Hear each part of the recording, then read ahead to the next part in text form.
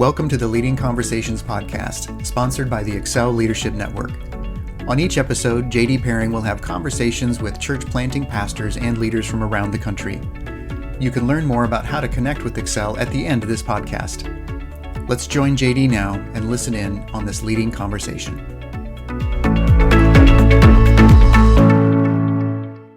Well, it's time for another leading conversation with Excel Leadership Network. And today we are excited to have with us the brilliant, the talented Josh Lane from Sacramento, California. Josh is a RED, is that correct? You're a regional regional executive director for the Venture Church Network.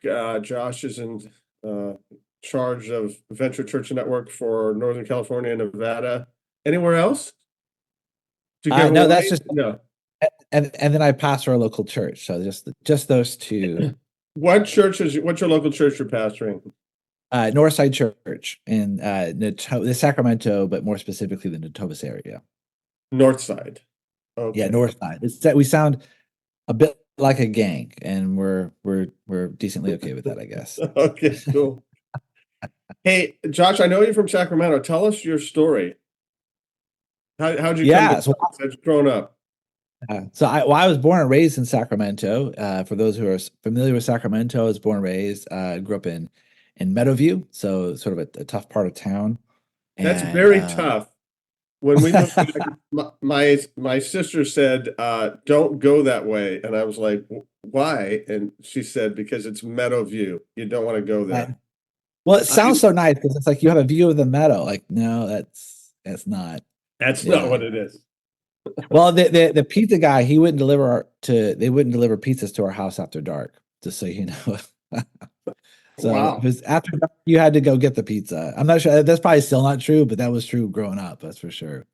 So I grew up there and lived there for 18 years. So all throughout high school, all that stuff. And I grew up in a Christian home. Both my parents are Christians. They raised us in a Christian home, but sort of an isolated Christian home. So a home church, in lots of ways, a home church. Although I took this class in seminary, and we were just talking about cults. And I will tell you this: I checked a lot more boxes than I care to check about that environment. And so it was really sort of my family, my grandma, who was at that time just sort of the spiritual head and of like interpretation and theology. And so we were very isolated in lots of ways. And I grew up thinking that we were the true church, and the churches that met outside of those walls, of our walls, were more false churches. And I wasn't exposed to corporate Christianity until I went to camp going to be a sophomore in high school. So I came to faith at a very young age. I mean, I remember, I don't know, I was like 7, something like that, laying on my bed, and it was a bunk bed, and asking Jesus to be the Lord of my life and to forgive me for my sins. And so I feel like Christian there, was baptized, but I was not exposed to corporate, the larger body of Christianity until my sophomore year of high school, when I went to camp. So I've sort of a unique upbringing in the sense I grew up Christian, but I did not grow up in cultural Christianity. So it's people say all the time, like, "Oh, you grew up Christian?" I'm like, "Yeah." They go, "So you remember this, right?" I'm like, No. And it's weird. Like, how did you get to camp? How did that happen? So I had a friend who went to church, and he would always go to this camp up at Redwood Christian Park up in the Santa Cruz Mountains, and he just invited me, and so we went there as campers, and I loved it. And then after I was out of high school, you get out of high school, they're like, "You can't come anymore," and I was like, that stinks. And they're like, "But you could be a counselor." I was like, "Oh, well, how much is that?" Like, "Well, that's free." I was like, "Whoa, I get to go to camp and it's free?" Like, I'm in. So I did that, and God really used that, like the camp ministry, to get me into full-time ministry. In fact, there's a direct connection between those two. one year after I was working at Rite Aid and doing the 1 hour photo department. That was my gig. And Rite Aid. Which I was one? Which film guy. one? Yeah. Tell me where it was. Well, it was on Florin Road in Sacramento. So it's in Lake Crest Village. Yeah, so Is that near it's just down. Florin and Lamb Park? Yeah, it's like Florin. It's like Florin and 5. Yeah, but it was Yeah, literally the other side of the tracks. that's where my folks lived, and we moved here Oh, when I was really? in high school. Yeah, we were in that shopping center all the time. That's old stomping grounds. So, but there Yeah. So were maybe. railroad tracks there on the other side, literal railroad tracks, and Yeah. it was night and day.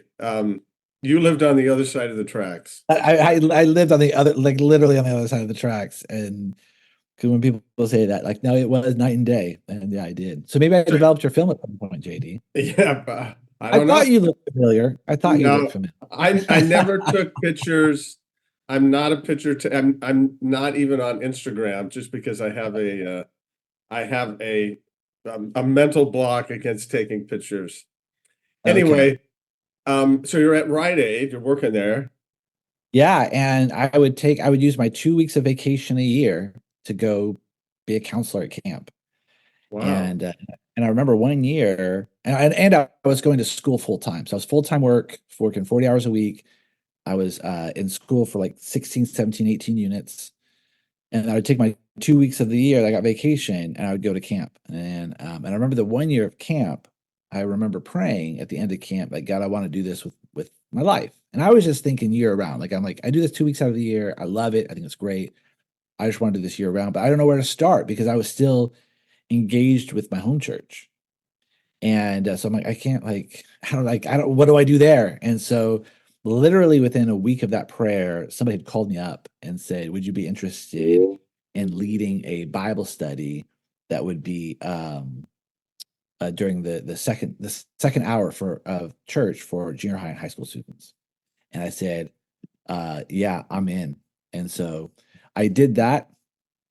A year after that, I was back at camp, and one of the directors of the camp, I got to talking with him. They were looking for a youth pastor, and so um, down in Atwater, California. So then I came back home. I dropped out of school with a semester left of college, and which I don't know if I would recommend, but that's what the Lord had asked, and so I did, and went into full-time ministry. Yeah, and have been in full-time ministry ever since. You know, youth pastor for about 5 years, and then moved from Atwater then to Santa Rosa, both as youth pastors. And then I moved back to Sacramento because I thought God was calling me to plant a church. And turns out I ended up doing was like a replant of a church. So I didn't Wow. plant Northside. I replanted Northside basically. So Okay. But hey, let me just back up to the camp. We've talked about this. On this yeah, podcast, ask people how they came to Christ. A high percentage of people came to Christ at some sort of camp experience. yeah. But it seems like we're moving away from that. How do we move back?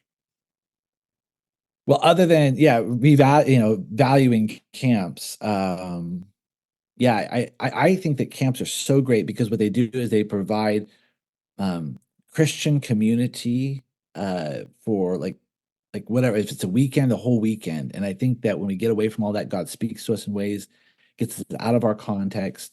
It's so important.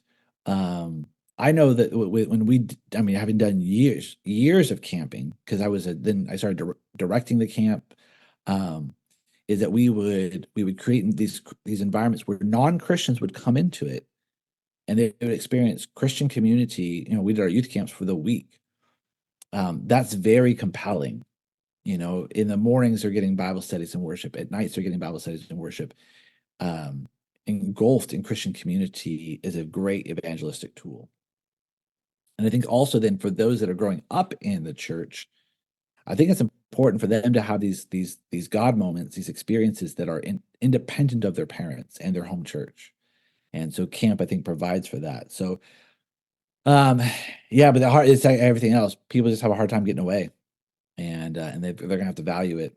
You know, I'm as the red, I would love for us to get back, and that's my goal, is for us to get back into camping, and that we start doing camps together.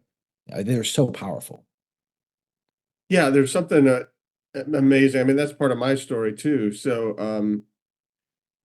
and it's hard in our culture, we do our 2-week vacation in 3 days now, and then getting people to go for Yeah. even an overnight's really tough. But I think that's something to be looked into and pushing the camp. So you came back to Sacramento, and then you said you got involved in this church and you did a replant. Talk about that a little bit. Yeah. So, well, I was originally Northside was going to be a sort of a satellite for Arcade Church, and over like 3 or 4 years, they'd had different leaders, and then their senior pastor had left, and my parents and my family were all going to Northside, and felt like God was calling back, and so I thought, well, maybe it's this church. So I threw my name in the hat, and it came up me. I was young. I did not have at that point. Didn't have a college degree. Didn't have seminary. And so, they hired me, and the hard part is that there was a lot of unhealth in the church, and so that came quickly. So I was trying to think when I showed up, five there were 5 elders, one of which was the youth pastor. He had taken another job, so then I was down to 4 elders, and then the church got its first budget. It never had a budget before. It got its first budget like 5 years in. And so then before the budget meeting, I was brand new. I didn't put together the budget, and I was brand new. And so I'd asked the finance guy, I said, "Hey, can you send me the budget?" And I'd like just to see it before it's presented. And I was like, I'd been there for like a month. And he's like, yeah. So he sent it to me. I think I made a couple of adjustments, really kind of probably reworded some like, oh, let's not call it this, let's call it this, because language matters. And so that was it. And so then the budget was presented, and then I found out then probably about 3 days later, 4 days later, that he was going to leave the church because his kids were leaving the church. But his kids were leaving the church because they disagreed with the budget. And so I had to point out to this elder. I said, so essentially you're leaving the church because you disagree with the budget that you created. And he's like, well, yeah, now that you say that, yeah, I guess that's what that is. I'm like, that's exactly what that is. And so then he left. So then we were down to 3 elders. One of our elders was a missionary, so would spend months in Congo doing medical work there. And so he was gone. So I was down to 2 elders while he was gone. And while he was gone, those 2 elders then tried to fire me. And part of it was that they had said, yeah, that they didn't think that I was the guy for the position 3 months in. 3 months in, And so they tried to fire you. yeah, 3 months in. Well, yeah, and actually, what they said is they said that they disagree with the direction of the church. And I actually at first I took that as a compliment, because when I was interviewing, I said, "What are you looking for from a pastor?" And they said, "We're looking for direction. We don't feel like we have direction." And I said, "Oh, okay. I think direction is something I could do." So I thought 3 months in, I thought for you to disagree with it means that we have it. And it wasn't like I had presented a document that had said, "Here's the direction of the church." It was just through things that were some changes we're making, some things that were being done different. We disagree with the direction of the church. And so in that meeting, I had asked, I said, "Have I at any way misrepresented myself or the ministry that I would lead in the interview process?" Because if I presented myself in a way that was disingenuous, like I need to know that. And he had said that we was really the one guy was the main guy. He had said, "No, you were 90% the guy we thought we hired." And I was like, "Well, that's an A, except for grad work, it's not an A, but hey, in most that's an A, 90%." And so I said, "So I'm confused then. So like 3 months ago, so you're saying I'm 90% of that. So 3 months ago, you guys had prayed, you had fasted, you said that it was me, you thought it was me, and you hired me. And if that wasn't the case, then you had no business in hiring me. And then yeah, here we are 3 months later saying that now you disagree with that." And so it's like, so who made the mistake, right? Was that God or you? And I know he has to say it's God. And so then we waited until the third elder came back from Congo. And I remember this very vividly. There was a Sunday morning where I saw the three of them go into a room for an elder meeting, and I thought, huh, I did not know about that meeting. That cannot be that cannot be The old a good. elder meeting without the pastor trick. Yeah, but like at least do it at somebody's house on a Sunday night. Don't do it right after church and then close the door. I mean, at least be a little bit more. Anyways, to the other elders, to the elder in Congo, which I love dearly. Um, they sat down and they said, "Welcome back," and we'd like to fire Josh. And he says, "Does Josh know that we're having this meeting?" And they said, "No, he doesn't." And then he says, "Then we need to stop this meeting, and we need to bring Josh in to a meeting." And so then we did. It was clear that they were going to bounce out, and I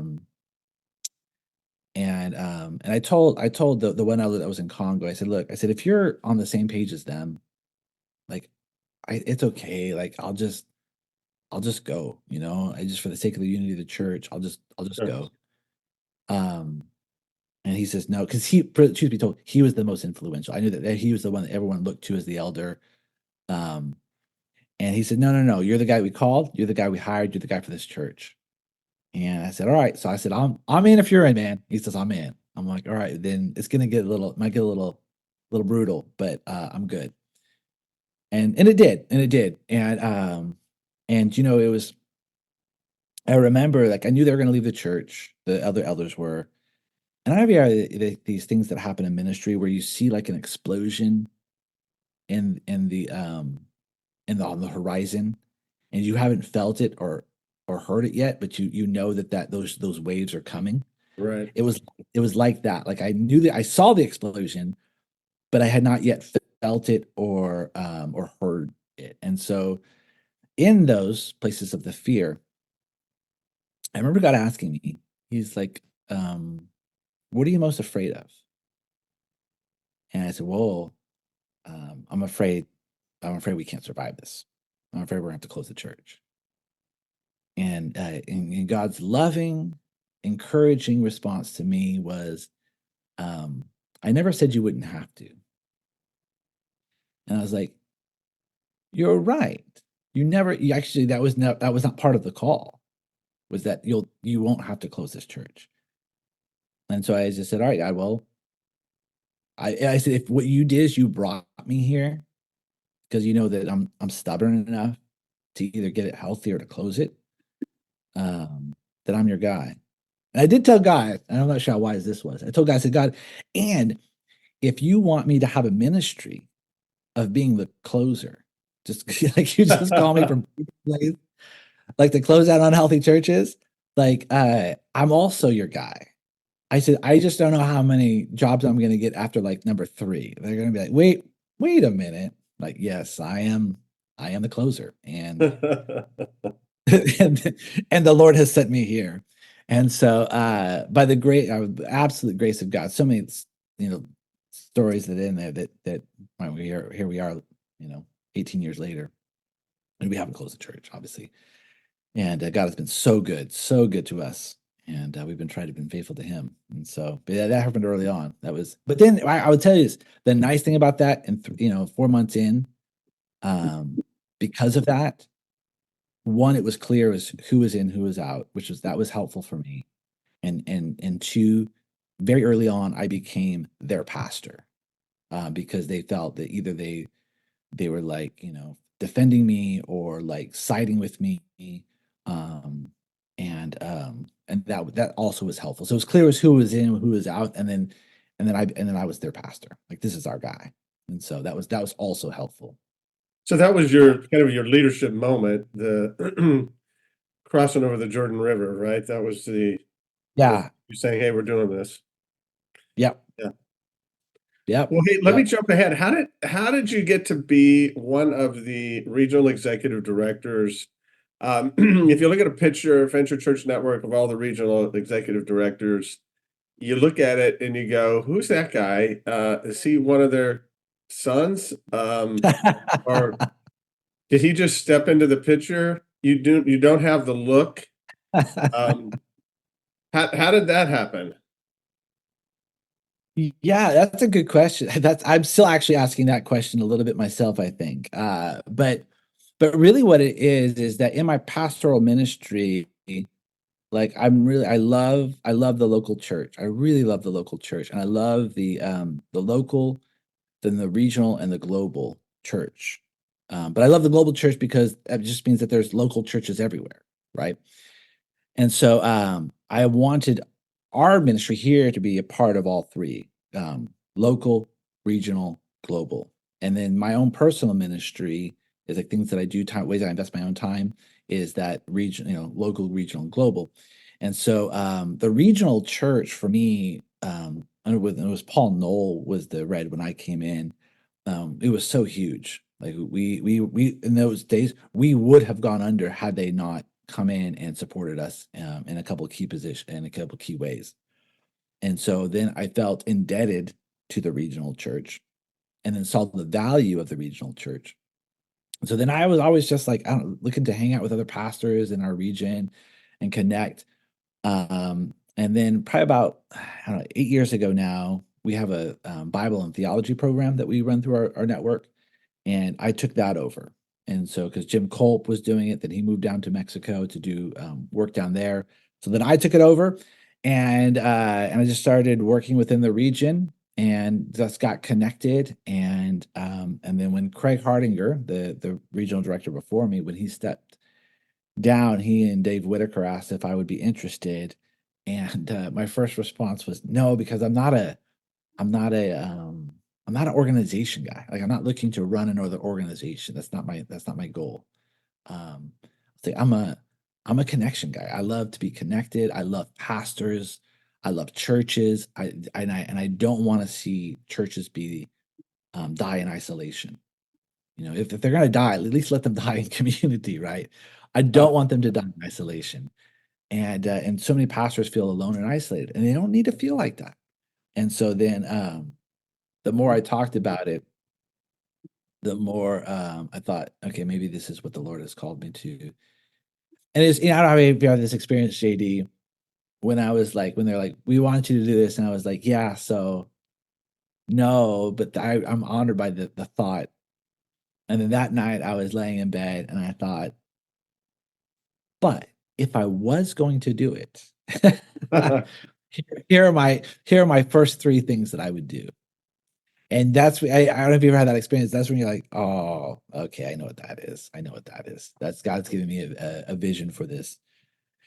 So then I said yes to it, and I love it, and then I love getting to work with other pastors. I love the local church, and I just want to see the regional church, Northern California, Nevada, to be strong. So I guess a long way of saying that is just I was relationally connected, love Jesus, and want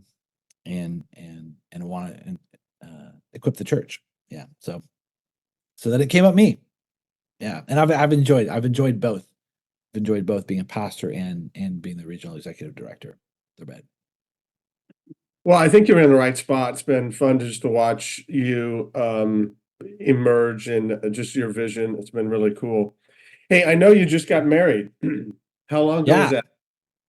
that? Coming up on it's just past 2 months, so 2.5 months now. Yeah, back in November. So And you kids are still together. um yeah, and they said it wouldn't last, and here we are. There we are, 2 months. 2 months later. Yeah. Can you talk about what that's been like? Yeah, the being married. Yeah, Yeah. the So whole thing. that was that the whole thing. The whole Yeah, thing. And, if you well, can. we can. Yeah.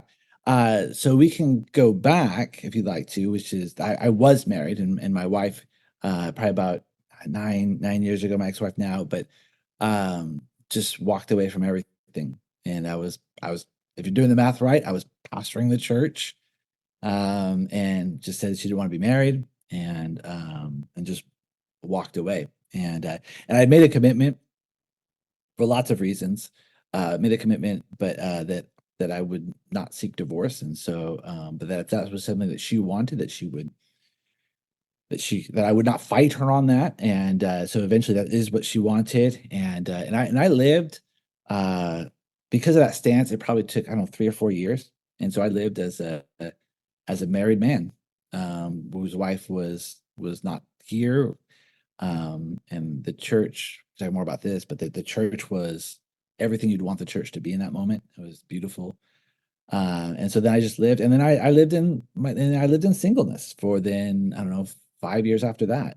And really it's just then as time passed, I was just thought about getting remarried. The church had cleared me, the elders had cleared me a long time ago to get remarried if I wanted to, but there was no pressure to. And so yeah, I was just wanted to get remarried and see, but it was a great place because I was in a healthy place, and God has been so good to me in my singleness. And so then about a year and a half ago, met somebody, and our lives really, yeah, we're on similar trajectories. And so you know, that about like, because it's I wanted somebody that I could serve in ministry with, and that's just a big request. And so yeah, and so I found Jenny. Her name's Jenny, and she's fantastic. She's a first grade teacher, and has a real heart for God and His people, and a heart for ministry. And so she had done mission work before. She'd been to Israel, a part of churches, and so it's been a real joy. And I will say, like, I don't know if you ever like. So when you're married and it collapses and it causes a lot of pain. It's interesting because in those places, people would say, "Hey, so are you going to get remarried?" And I'm thinking, "Yeah." So I've had a hard time with this one. I have not been thinking to myself, "How do I double up on this one?" Right? How do I get more of this? Because this has been super fantastic. So there was a bit of that. And then I will say in the last like 2 months specifically, right? It's been great because I go, like marriage it really is good. It really is good. And it's hard, right? I think there's an easier path, but not easier path. There's a different path in singleness. But when you're single, man, you get to eat what you want, sleep what you want, do what you want. I'd have people that would say, "Hey, Josh, could you come down and do some teaching in Cuba?" I'd go, sure. Yeah. I mean, that was the conversation. And there was a simplicity to that. But then being married these last, 2 months, it's good to be married. And so there's been a lot of joy there. So yeah, it's been a lot of fun. Hey, can I ask, what did the church do for you? You said the church was beautiful. That's not generally the case, I think. I don't know. Maybe it is, but No, what did the no, it's church not. do? Well, so I had a mentor actually that told me, he had said, that in the vast majority of churches in America, this story plays out differently. And I said, I'm aware of that. I'm well aware of that.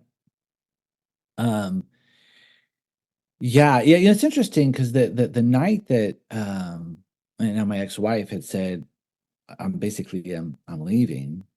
I was like, she's like, "You've been a great husband to me. I've appreciated it, but I'm leaving." Um, I thought, like, what am I gonna do with my life?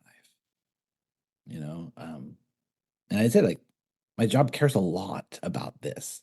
Yeah. And so obviously the one thing there was no secret sin in my life. There was no, so I was, it was uncomfortable, but for lack of a better term, investigated by the elders, asked the hard questions. And so when that happened, then the elders actually, we had a night where we brought the whole church together and said, "Here's what's happening." And the elders spoke a lot on my behalf. And it was beautiful. I mean, and in that case, the church did not get full disclosure. The elders always had full disclosure, but the church didn't. And the question was, do you trust the elders? And so the church really did trust me and the elders, and specifically, actually, so the Sunday before I got married, I actually I took some time at the end of that service and said, "I want to thank you for loving me in my singleness." And so I think there's a larger thing about how we love people in their singleness in the church. And a couple of things that was true for me was they still allowed me to speak into their marriages. Hmm. Sometimes ministry can feel like you're the auto mechanic who rides his bike to work, where you're working on everybody else's car, but you don't even have a car. And so they still allowed me, and they even sought me out, and I was like, they still, they didn't invalidate what I had to say about marriage because I had one that had fallen apart. In fact, actually, in some ways, I think they had given me more credibility. It was interesting. They included me on vacations. Yeah, they included me in family stuff. One of the things we say here at Northside is that being a part of a family and a community means that you never have to have a holiday alone. And if you want to, you can, but you don't need to. You're not required to. And so I was included in on family vacations. My family still goes here, but I was included on other family vacations and meals. Yeah, those were probably two of the specific things. And the third one, it was that there was never a pressure to get remarried. Like there was like, so when like, I think they're all certainly happy. They were very happy and celebratory when it happened. But there was never an overt pressure to get remarried as a sign of like, that's how we know you're whole again. They would just, So I think those are the three specific things that they did super well, that just made me feel loved. And I'm still their pastor. I think my mentor was right. And the vast majority of churches in America, this story plays out way differently. And I've walked with guys now, because now I'm the phone call when that happens to other guys. They get me to talk on that phone call. And I've walked with guys where the story has been very different. Yeah. Well, that's just an amazing story. Thank you for sharing it. And before you go, I do want to just say, hey, what's one leadership tip you give to leaders? You've shared some stuff, but what's your, one tip for us? Yeah, I think for me, like when I think about leadership, is that like a couple of things. Is that one, the way in which you obtain power is the same way that you have to maintain it. And I think that I see this through King Saul and King David. David holds the power and the position very loosely, so that when people are like, "Hey, you want to take out Saul?" He says, "If God wants Saul to be king, Saul's be king. If he wants me to be king, I'll be king." But it's interesting that when Absalom comes to take the throne from him, he pretty much says the same thing. God wants Absalom to be king, he'll be king. And I go, see, that's how you got your position. But that's also how you get to maintain it too. And so if you hold it loosely, at least for me, if you hold it loosely, then I think that there's some freedom in that. And then it's kind of the second that goes with it, for me at least, is that kind of power is best held in the hands of somebody that doesn't necessarily want it, but is good with it. Which, by the way, going back to the red conversation, I fell victim to my own leadership principle, which was like, I don't really want. I mean, I think I'd do well with it. I just don't know if I want the responsibility and that kind of. And so I was like, stink. I've fallen victim to my own leadership principle. But I really do think it's best held in the hands of people that don't necessarily want it, but they're good with it. I think that sometimes there's people that want it and aren't good with it. That's not good. But there are people that don't want it, but that doesn't mean that they're qualified, because they don't want it, but they're also not good with it. But I think there are people, and hopefully in the pastoral world, that don't necessarily want it, but that are good with it. And that's what I want. That's what I want to be. Essentially, I don't need it. Hold it loosely. And I think if we hold it loosely, that's actually one of the things that allows us to be good with it. Yeah. I love how you put that, because I have noticed, and even reading through scripture, the reluctant leaders tend to do the best, but the way you put that is, they're still good with it. A reluctant leader who's just upset all the time, I'm stuck in this position. But I've seen too many who, I really want this job. And I don't know how healthy that always is. I mean, you got the call, the vision, very important. But I loved what you said there about holding things loosely. So Even when if I look back to the days when they tried to get me fired, I mean, I could if I go around and try to I don't know, try to like shore up my position by scattering around and trying to um like coordinate things so they come up me. That's a lot of work, but I feel like then I always feel like that's the way I have to I have to keep on doing that so that I continue to be the pastor here. But if I'm like, I don't know, like if you want to fire me, I guess you can do that. But I think there's just a freedom in leadership when and it allows you to, yeah, like I said, when, the most freeing thing when God said you might have to close that church and not be the pastor anymore. That sounds terrifying. It was actually very freeing to me to go, sure. yeah, you're right. You're right. And so that, yeah. So I think holding it loosely. Yeah. That's great. Well, hey, Josh, thanks for what you're doing. Thanks for your ministry. Keep up the great work. Looking forward to partnering. And hey, I just appreciate you being here today. Thanks so much. Thanks, JD. Yeah, I've had a lot of fun getting to know you and spend some time together. And so I appreciate our conversations. And so it's a pleasure to be here. And thanks for the honor and the invite. I was happy to do it. Wonderful. God bless. Thanks. God bless. Thanks for joining the Leading Conversations podcast. We hope that you found it both helpful and encouraging. At Excel Leadership Network, our focus is on the church planter rather than the church. If you'd like to find out more about us, visit our webpage at excelnetwork.org. Don't forget to subscribe to this podcast so you don't miss any future episodes. See you next time with another Leading Conversation.